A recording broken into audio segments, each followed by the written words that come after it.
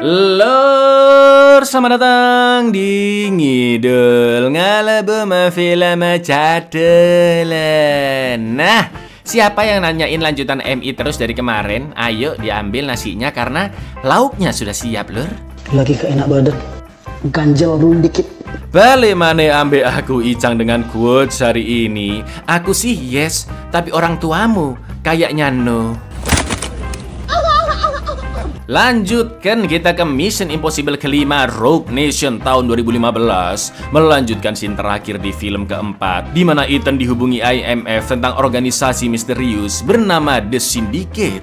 Kali ini Ethan berusaha membongkar organisasi tersebut yang hampir tidak ada bukti keberadaannya dan juga sulit dilacak. Bahkan Ethan sampai dianggap pembohong dan IMF pun dibubarkan, Lur. Bagaimanakah keepikannya? Langsung aja kita ke requestan pertanyaan kacrut dari dulurku Adin Irvana ya, Cak. Nanya dong, kok cowok nggak datang bulan sih? Jawab bisik-bisik ya. Ya soalnya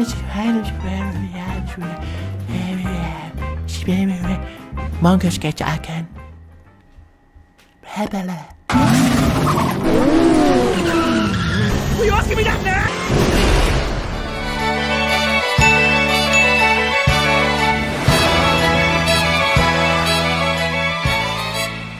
Film dimulai dengan Ethan Hunt yang berusaha mencegah take off-nya pesawat dari kota Minsk, Belarusia menuju kota Damaskus, Suriah. Pesawat itu membawa senjata ilegal milik The Syndicate, sebuah organisasi agen pemberontak dari berbagai intelijen dunia yang sudah dilacak Ethan dari setahun lalu. Ethan menjalankan misi bersama teman-temannya seperti Benji yang memantau dari dekat, William dan timnya dari markas, serta Luther yang akan membantu dari Malaysia karena sedang ada misi di sana.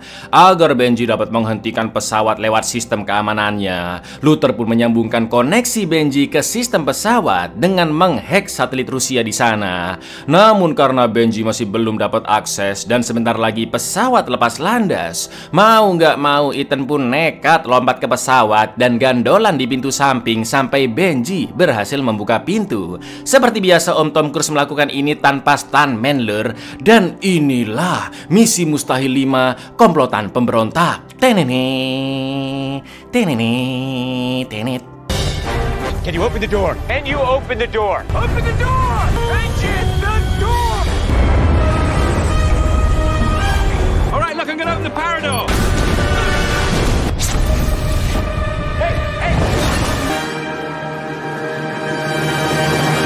Misi pun selesai dengan Ethan yang berhasil membawa senjata keluar dari pesawat. Setelah itu di London, Ethan mendapatkan penjelasan tambahan tentang misi tadi lewat sebuah piringan hitam dari Mbak agen IMF di toko musik. Ternyata senjata di misi tadi adalah gas saraf jenis VX yang mampu menghabisi seluruh penduduk di satu kota besar. Menurut info, jasad kru pesawat ditemukan dalam 24 jam setelah mendarat di Damaskus, dan mereka adalah anggota Kroco dari kelompok separatis Ceko yang seharusnya tidak memiliki senjata VX tersebut, Lur. Kemungkinan Kroco-Kroco itu ada hubungannya dengan sindikat, organisasi rahasia yang ingin memulai revolusi dengan menebar teror ke negara yang bersahabat dengan Amerika. Namun ngerinya di akhir rekaman suara itu, Ethan pun sangat terkejut karena orang yang berbicara mengaku jika mereka adalah sindikat dan akan mencegah segala usaha Ethan. Tiba-tiba ruangan pun dipenuhi asap yang membuat Ethan pingsan dan terlihat seorang pria, sebut saja Karjo, yang menembak mati Mbak agen IMF tadi. Covered in Belarus were capable of devastating a major city. As the syndicate, IMF would be right. Team would be tasked. The bodies of the air crew were found landed in Damascus. But we have taken because we who you are.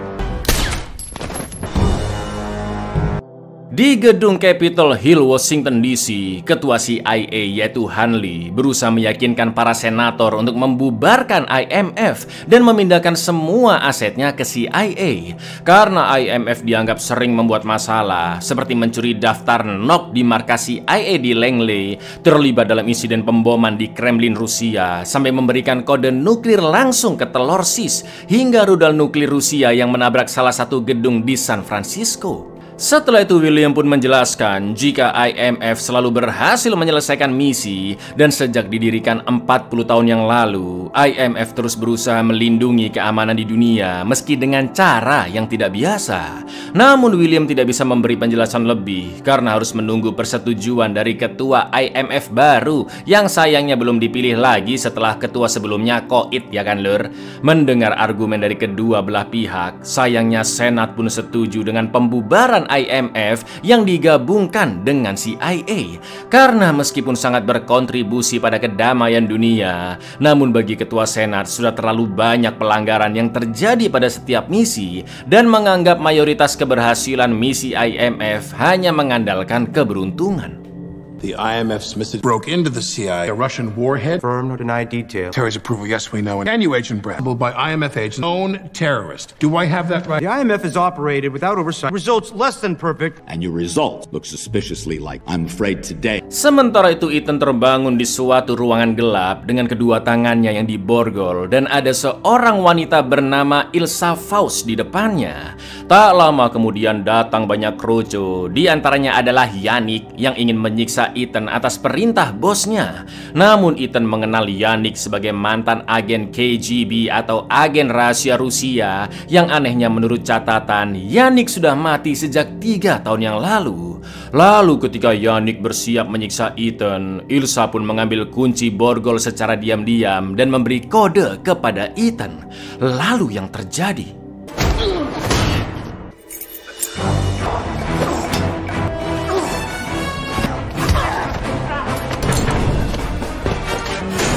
What are you doing? I can't leave. Give me the gun.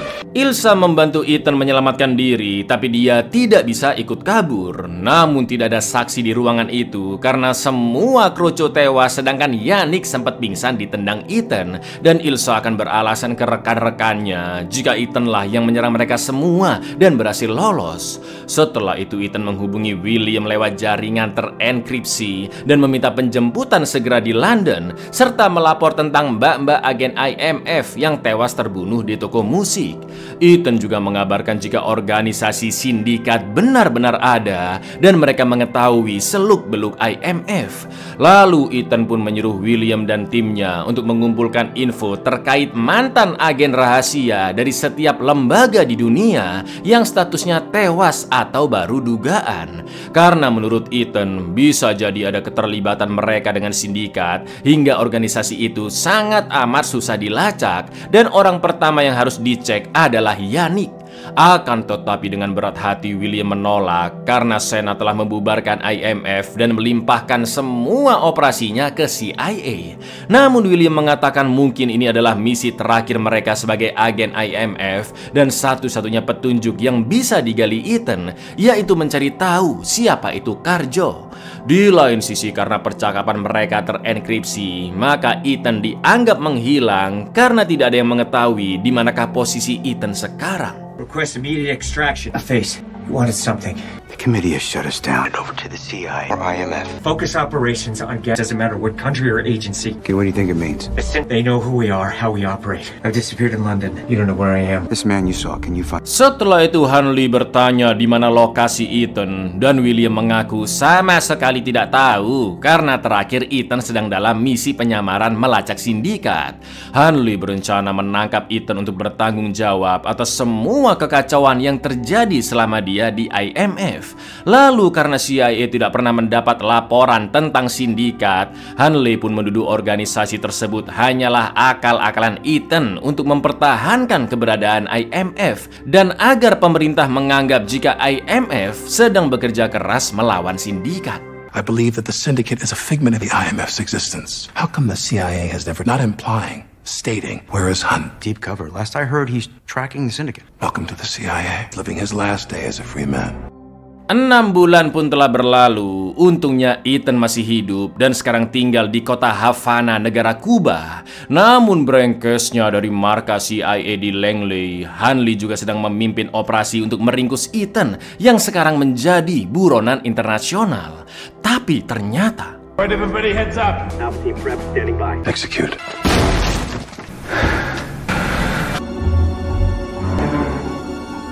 Ternyata Ethan berada di Paris, namun kosannya di Kuba terdapat berkas-berkas koran yang sengaja ditinggalkan Ethan, serta foto-foto agen rahasia yang sudah mati maupun dianggap hilang dari berbagai lembaga. Dan Hanley sempat menuduh Benji menolong Ethan selama ini. Bahkan Hanley sampai mengetes dengan alat mendeteksi kebohongan, yang untungnya Benji terbukti jujur, karena memang selama 6 bulan terakhir tidak pernah membantu Ethan, ya kan? Setelah itu Benji mendapat kiriman 2 tiket nonton pertunjukan opera gratis di ibu kota Austria yaitu Wina, dan langsung OTW ke sana. Lalu ketika sedang di kereta bawah tanah, Benji pun diberikan seonggok amplop oleh orang tak dikenal yang berisi sebuah buklet opera dan kacamata. Ternyata Ethan menghubunginya lewat kacamata itu dan mengirimkan foto Karjo via email ke HP Benji. Setelah itu Ethan menjelaskan jika dirinya yang sudah menjadi buronan internasional tidak akan menemui Benji demi keamanannya, dan tugas kali ini adalah menaruh pelacak di badan Karjo yang akan datang di opera tersebut agar Ethan bisa mengamati pergerakannya via GPS. You find him, we tag him. After that, you're on a plane. We have a European head of for a nefarious terrorist. Die letzten Vorbereitungen sind ab und alle auf Standby bitte. Join the IMF on a monitor in a closet. Sesampainya di gedung opera, Benji pun sangat terkejut karena ada Perdana Menteri Austria yang datang ke sana. Sebut saja Slamet. Setelah itu Benji menyelinap masuk ke ruang kontrol dan mengambil alih sistem secara diam-diam untuk mencari Karjo, sambil menggunakan bukletnya sebagai laptop dengan alat canggihnya. Sementara itu Ethan ternyata juga berada di opera dan memperhatikan sekelilingnya. Lalu ketika acara dimulai, Benji pun memandu Ethan untuk mengecek ke belakang panggung karena terlihat seorang pria yang mencurigakan. Saat mengikutinya, dari kejauhan Ethan juga melihat wanita bergaun kuning yang ternyata adalah Ilsa dan sedang menyiapkan senjatanya sambil memperhatikan Slamet dari jauh. Namun Ethan masih belum sadar jika wanita bergaun kuning itu adalah Ilsa. Lalu tak lama kemudian si pria misterius merakit saksofonnya yang ternyata adalah sebuah senapan, Lur. Dan Ethan, do you copy?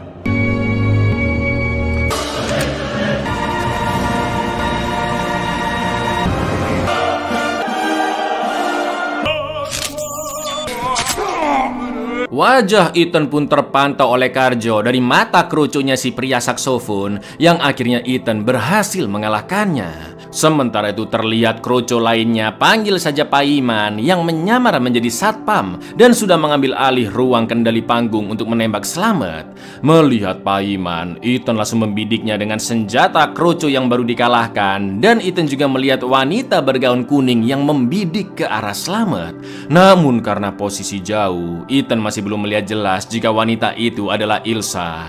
Di lain sisi, Benji yang melihat gerak-gerik Paiman dari CCTV berencana akan menghentikannya, sedangkan Ilsa dan Paiman akan menembak Slamet tepat ketika penyanyi opera berada di nada tinggi agar bunyi senjata tidak terdengar. Lalu untuk menghentikan mereka berdua sekaligus menyelamatkan Slamet, Ethan akhirnya menyerempetkan pelurunya ke lengan Slamet, dan yang terjadi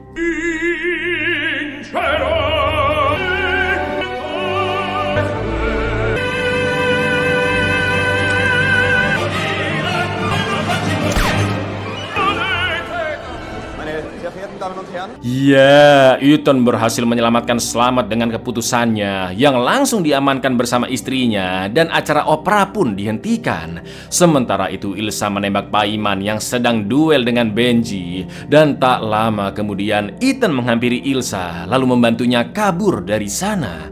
Tapi tiba-tiba, I have a way out. Interested? Lead the way. Shoes? Shoes, please.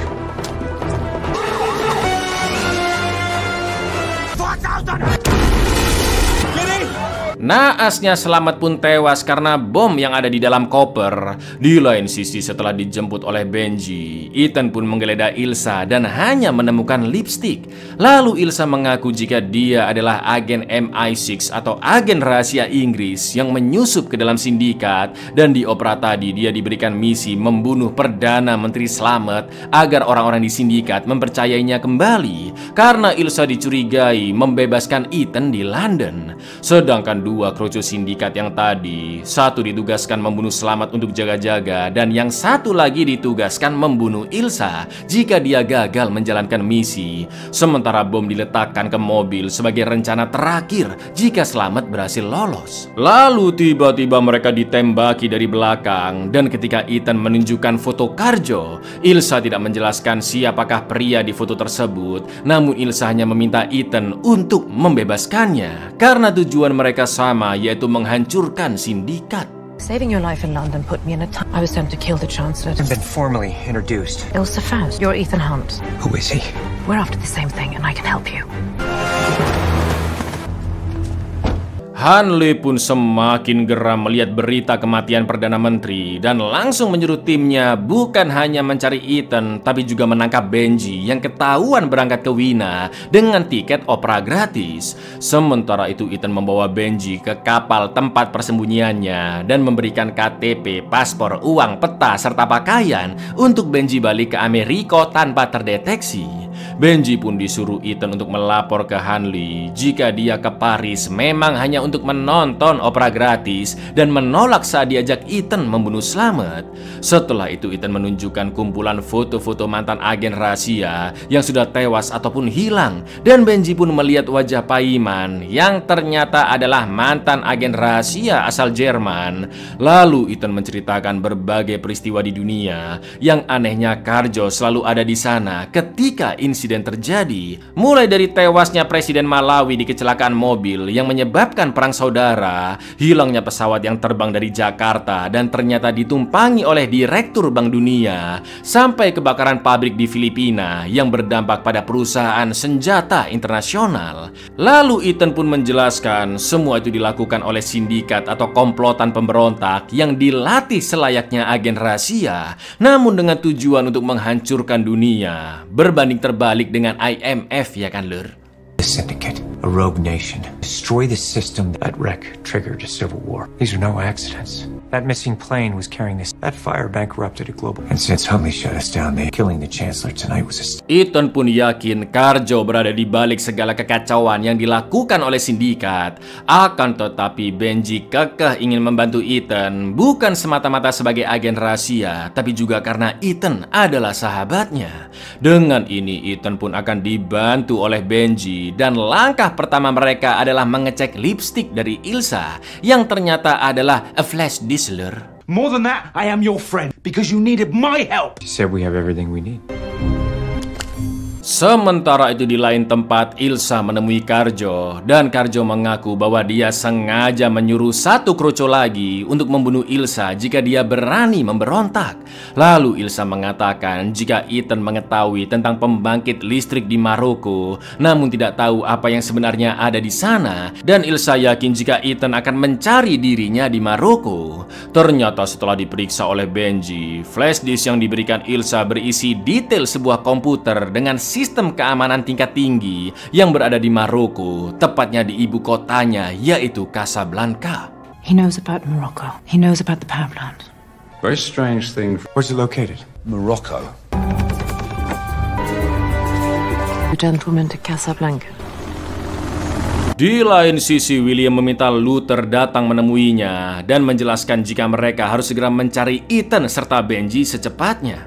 Karena setelah insiden kematian Perdana Menteri Austria, Ethan dan Benji telah menjadi buronan internasional dan CIA akan membunuh mereka. Sementara itu di kediamannya, Ilsa menjelaskan jika nama asli Karjo adalah Solomon Lane, seorang mantan agen Inggris yang mendirikan sindikat. Ternyata intelijen Inggris memang sudah lama mengetahui tentang sindikat, namun mereka tetap merahasiakannya dari berbagai lembaga intelijen dunia agar tidak ada yang tahu jika sindikat diciptakan oleh mantan agen Inggris. Ilsa mengatakan jika dia sengaja dikirim MI6 untuk menyusup ke sindikat dan mengenali siapakah Lin serta anggotanya. Lalu setelah 2 tahun menyamar, Ilsa pun mengetahui jika Lin memiliki sebuah daftar yang berisi catatan buku kas serta seluruh identitas anggota sindikat, rekan-rekan telur sisnya, dan seluruh operasi sindikat serta siapa yang mendanai mereka. Namun salah satu anak buah Lin berhasil mencurinya, sebut saja Carsidi, dan menyimpan daftar tersebut di dalam fasilitas komputer canggih. Naasnya Carsidi keburu tewas saat diinterogasi dan belum sempat memberikan kode aksesnya. Sementara tugas Ilsa sekarang adalah mengambil daftar tersebut sesuai perintah dari Lane. Lane had a ledger. It contained the identity and entire inner work. I was sent undercover to earn and eventually identify the members. Well, if British intelligence, because they don't want Syndicate was created by Solomon Lane. He created the Syndicate. His former British intelligence. One of his agents stole it and kept it in a secure computer. Why hasn't Lane just... Oh, he had. He sent me. Setelah itu Ilsa menjelaskan fasilitas komputer tersebut yang berada di bawah pembangkit listrik dengan penjagaan militer ketat. Satu-satunya cara untuk mendownload daftarnya adalah melalui terminal komputer pusat, dan untuk ke sana mereka harus melewati gerbang utama, naik lift dengan sidik jari dan membuka 3 kunci kombinasi yang saling terpisah. Kalaupun salah satu dari mereka menyamar sebagai Carsidi dengan topeng, mereka tidak akan bisa melewati sistem pengamanan terakhir yang menganalisis gerakan tubuh dan harus sesuai dengan Carsidi asli, Lur. He's hidden beneath the local way to download the ledger located there. Impersonate the agent who stole the ledger in the first place. I get to wear a mask. You won't beat the last one. The step beyond facial recognition. Ilsa mengatakan jika mereka tidak akan bisa masuk ke terminal komputer pusat melalui jalur manapun kecuali profil mereka sudah terdaftar di sistem. Benji pun menjelaskan jika semua data keamanan disimpan secara offline di pendingin cair alias sebuah tabung yang berada di bawah air, Lur. Itu artinya Ethan harus masuk ke dalam sana dan menukar profil keamanan dengan yang palsu agar Benji bisa masuk ke terminal komputer pusat dengan aman. Untuk menuju ke tabung tersebut, Ethan hanya bisa mengakses lewat saluran air, di mana sistem akan mati secara otomatis jika ada logam yang terdeteksi. Dan itu artinya Ethan tidak bisa membawa tabung oksigen, ya kan? Ilsa yakin jika jarak dari saluran ke tabung kira-kira 2 menit, sedangkan proses memasang profil palsu akan memakan waktu 1 menit. Dan itu artinya Ethan butuh 3 menit menahan nafas setelah masuk saluran air, ya kan? Jika profil palsu itu sudah terpasang, maka Benji bisa melewati sistem pengamanan terakhir ke terminal komputer pusat dengan sangat mudah, Lur. And change the security profile. Computer without being caught. No oxygen tank. All right, well, how long will it take to freeze? All security data is stored offline inside the Taurus. What about installing the security profile? So I have to hold my breath for 3 minutes. Agar dapat mencari Ethan dan Benji lebih cepat, Luther memutuskan untuk melacak Ilsa terlebih dahulu. Dan gak pakai lama, lewat CCTV di Bandara Casablanca, Luther pun berhasil mengetahui jika Ilsa adalah seorang agen rahasia MI6 yang ternyata sudah diberhentikan. Sementara itu di Maroko, Ethan, Benji, dan Ilsa mulai menjalankan rencana mereka. Benji pun masuk lewat pintu depan dan sengaja menghack pintu utama agar tetap terkunci untuk menyibukkan para satpam. Sementara Ethan dan Ilsa mendarat di atas gedung dengan parasut, menonaktifkan CCTV agar tidak ketahuan dan memecahkan kaca atap gedung. Setelah mereka masuk, barulah Benji membuka pintu utama dan masuk ke dalam gedung. Lalu sebelum masuk ke saluran air, Ilsa kembali mengingatkan jika Ethan hanya memiliki 3 menit untuk menjalankan misinya, 2,5 menit untuk menukar profil keamanan dengan yang palsu, dan 30 detik untuk kabur lewat pintu perawatan. Benji juga memberitahu Ethan harus mengganti profilnya di slot 108 sebelum Benji melewati sistem keamanan terakhir. Sorry. You'll have 3 minutes. 2.5 minutes profile. If you haven't switched that profile, I'm dead. Thank you, Benji.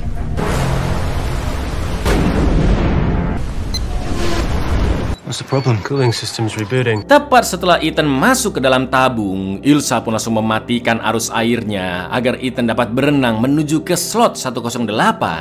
Namun ngerinya ketika akan mengganti kartu profil dengan yang palsu, Lur, Ethan malah ketabrak salah satu alat di sana dan kedua kartu pun terpental dong. Krik, yang jelas susah dibedain mana yang asli mana yang palsu, ya kan? Tak lama kemudian petugas juga kembali menyalakan arus yang membuat Ethan makin kesulitan, apalagi dia mulai kehabisan nafas. Dan Benji juga sudah di depan sistem keamanan terakhir. Sumpah ngeri kali scene ini, Lur.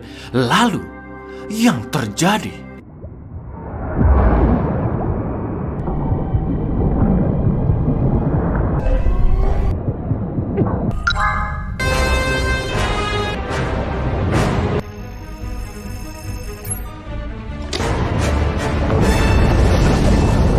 Alhamdulillahnya Ethan berhasil diselamatkan Ilsa, dan kartu profil yang dimasukkan Ethan untungnya adalah yang palsu, sehingga Benji berhasil melewati keamanan dan mengkopi daftar sindikat.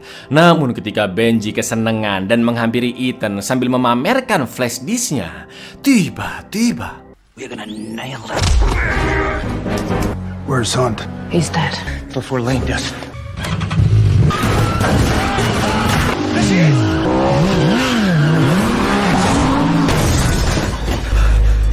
Ilsa pun kabur membawa flash disk tersebut dan sempat melawan para kroco sindikat. Ethan dan Benji segera mengejarnya naik mobil, namun mereka juga dikejar dan ditembaki oleh kroco-kroco tersebut.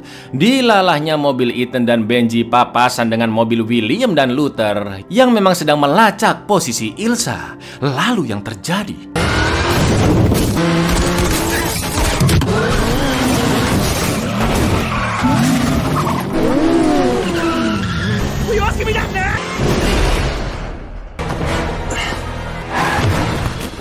William dan Luther datang tepat waktu, lalu menabrak kroco yang akan menembak Ethan dan Benji. Setelah itu Ethan nekat mengambil motor kroco tersebut dan lanjut mengejar Ilsa ke jalan tol Cikampek, lur.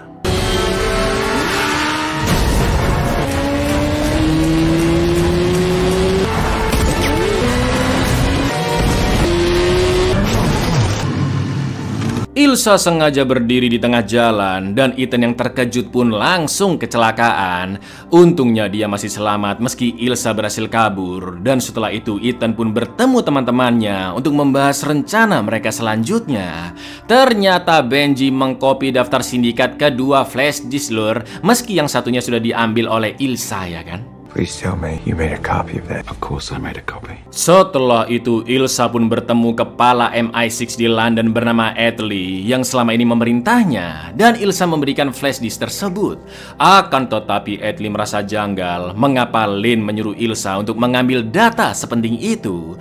Atlee pun tidak mau menerima flash disk tersebut karena Ilsa hanya bertugas menyusup ke sindikat agar MI6 dapat lebih mempelajari tentang mereka. Atlee mengatakan bahwa sekarang Ethan menjadi buronan internasional, maka dari itu sesuai misi Ilsa yaitu menyusup ke sindikat. Atlee pun menyuruh Ilsa agar menangkap Ethan sehingga Lane bisa kembali mempercayai Ilsa. Lalu Atlee juga mengingatkan bahwa Ilsa sudah dianggap sebagai agen pemberontak oleh CIA dan mau nggak mau, suka nggak suka, Ilsa harus balik ke sindikat dan menjalankan misi penangkapan Ethan sesuai kehendak Solomon Lane. And to regain his trust, you will do it. As it stands, Ethan Hunt killing him decides where to infiltrate the syndicate about them firsthand. The director of the CIA called you a rogue assassin. Setelah dicek Luther, ternyata flash disk tersebut adalah red box yang biasa digunakan pemerintah Inggris untuk mengirim rahasia negara. Flash disk itu memiliki 3 lapis enkripsi yang tidak akan pernah bisa dibuka kecuali memiliki sidik jari, retina, dan suara dari Perdana Menteri Inggris, sebut saja Sutiman. Luther pun menduga jika Lane akan menculik Sutiman untuk membuka flash disk tersebut. Lalu William berdebat dengan Ethan. William ingin mereka segera memperingatkan MI6 tentang ini semua. Namun Ethan merasa ini semua terlalu janggal dan lebih memilih mengejar Lane terlebih dahulu untuk mencegahnya menculik Sutiman. William pun akhirnya setuju dengan Ethan dan satu-satunya jalan untuk mencari Lane adalah dengan menemui Ilsa. That's why we have to warn them what he wants us to do. Vienna, all over again. There is no preventing. How are we gonna do that?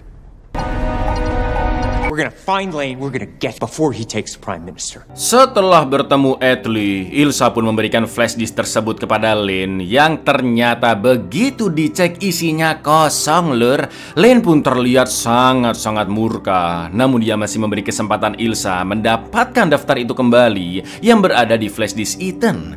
Setelah itu Ethan janjian dengan Ilsa di suatu stasiun di Inggris, sedangkan Luther, William, dan Benji hanya memantau dari kejauhan. Lalu Ilsa berusaha menjelaskan tentang flash disknya yang ternyata kosong. Namun Benji mengaku jika saat itu dia benar-benar mengkopikan daftar sindikat secara full kedua flash disk. Setelah Ilsa mengingat-ingat, dia pun menduga Atlee menyembunyikan HP di dalam koran yang mampu menghapus file di flash disk saat diletakkan di atasnya.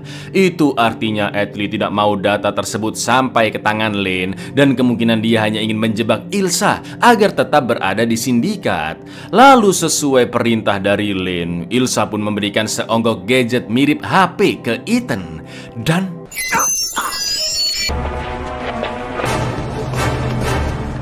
she's gone. Should you choose to accept it, disk by midnight tonight. Ethan, who can unlock that disk? We have to take the Prime Minister. He wants the disk unlocked by midnight tonight. Agar tetap berada di sindikat, Ilsa pun terpaksa menjebak Ethan DKK dengan alat yang diberikan oleh Lane. Sayangnya Benji dibuat pingsan dan telah diculik oleh kroconya Lane. Setelah itu Lane menghubungi Ethan dan mengaku akan membebaskan Benji jika malam itu Ethan menyerahkan flash disk daftar sindikat yang kunci keamanannya telah dilepas. Dengan kata lain, Ethan DKK harus menculik Perdana Menteri Inggris Sutiman, dan agar mereka bisa mendapatkan sidik jari serta retina Sutiman tanpa membuat masalah yang lebih besar, maka mereka sangat membutuhkan Hanley agar dia mengetahui yang sebenarnya terjadi.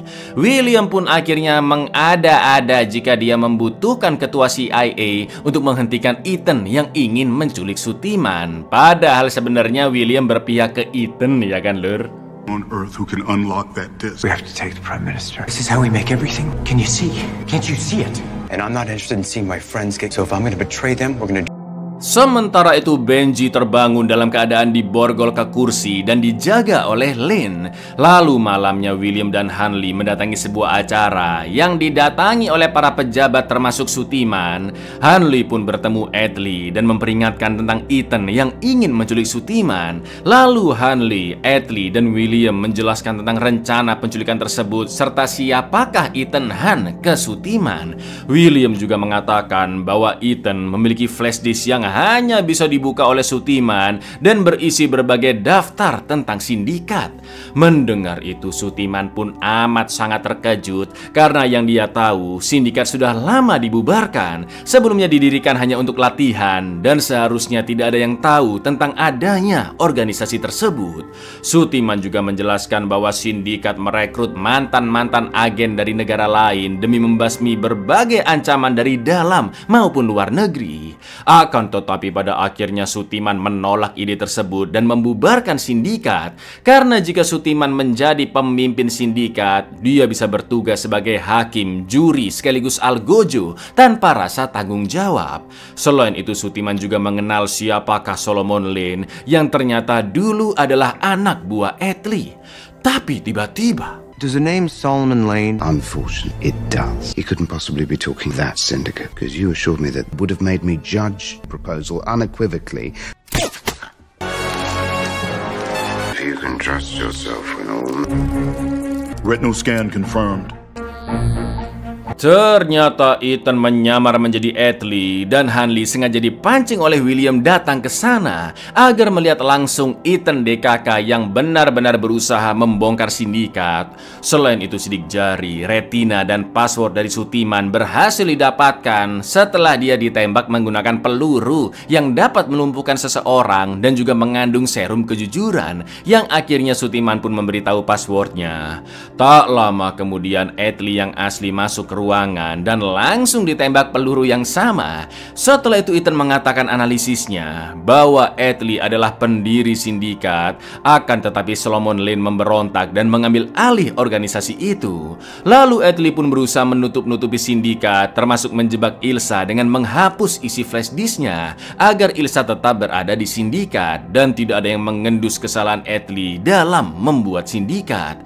Karena sudah terkena serum kejujuran, Atlee pun mengaku mengaku jika apa yang dikatakan Ethan adalah benar. Ya, dengan ini Hanley benar-benar percaya jika selama ini sindikat memang nyata dan Ethan berusaha melawan organisasi itu. We know you created the syndicate. We can turn it against you. When the Prime Minister found out about this, and then you saved the Prime Minister, Director Hunley has for you regarding Ilsa. Also true. Dari sana Ethan dan William menemui Luther dan mengecek flash disk yang sudah berhasil dibuka. Ternyata isinya adalah akses ke pendanaan sebesar 2,4 miliar pound sterling atau setara 50 triliunan rupiah lur, agar sindikat dapat beroperasi secara rahasia selama puluhan tahun ke depan. Setelah itu Ethan langsung menghancurkan flash disk tersebut dan akan menyerahkannya kepada Lane, dan waktu untuk menyelamatkan Benji hanya tersisa 15 menit lagi. Melalui telepon, Lane pun memberikan titik lokasi di sebuah warkop yang terdapat Benji dengan bom waktu di badannya dan dipasangkan soft lens kamera yang bisa dipantau oleh Lane.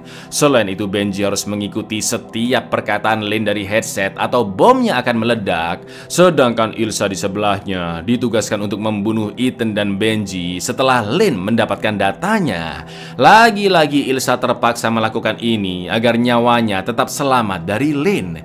Alih-alih merasa terintimidasi oleh Lane, Ethan justru mengintimidasinya balik dengan mengaku jika flash disknya telah dirusak, dan Ethan telah mengingat semua daftar rekening di flash disk tersebut lur. Maka dari itu jika bomnya meledak dan membunuh mereka bertiga di sana, maka Lane akan kehilangan seluruh pendanaannya, ya kan? Sebagai bukti, Ethan pun menulis salah satu nomor rekening yang langsung bisa Lane sedot uangnya saat itu juga.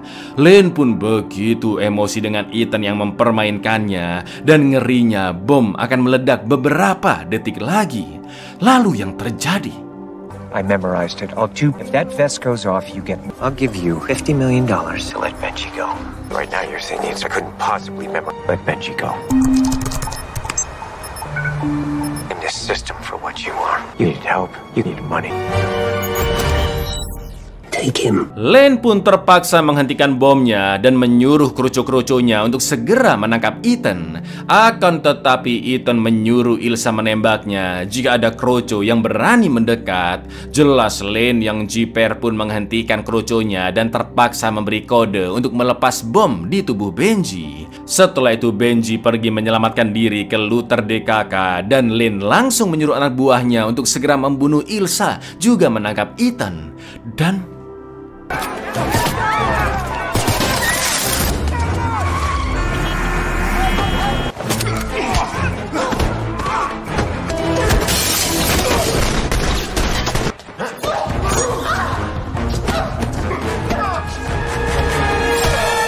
semua kroco ditumbangkan dan Ilsa juga berhasil membunuh Yannick, sedangkan Lane mengejar Ethan yang hanya bisa kabur karena peluru di pistolnya habis. Sampai akhirnya Ethan masuk ke dalam lubang renovasi gedung dan Lane ikut mengejarnya ke dalam sana karena tidak ada lagi jalan keluar bagi Ethan. Tapi ternyata lur, face to face. Meet the IMF.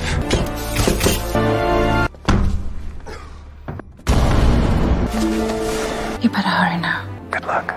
Sebuah rencana menjebak Solomon Lane yang sangat amat cemerlang, ya kan? Dan setelah semua yang terjadi, Hanley pun menjelaskan ke Senat jika sidang 6 bulan lalu untuk membubarkan IMF adalah bagian dari rencana untuk membongkar organisasi sindikat. Maka dari itu sekarang Hanley memohon agar IMF diaktifkan kembali, yang untungnya Senat pun setuju setelah mendengar penjelasan Hanley tentang sindikat yang menyusup ke pemerintahan dan timnya harus melakukan penyamaran yang sempurna. Setelah sidang selesai, William pun memberi selamat kepada Hanley sebagai ketua alias menteri IMF yang baru lur. 6 months ago, the IMF be dissolved. That is correct, sir. The whole operation was known only to myself. The IMF was all... In order for our man to infiltrate had to be absolute. How do you explain your testimony? The syndicate had infiltrated our government. Welcome to the IMF, Mr. Secretary. Abuyar. Next kita masuk ke film MI ke-6 yang digadang-gadang jadi salah satu film action terbaik sepanjang masa lur. Jadi stay tune dulu-dulurku dan assalamualaikum.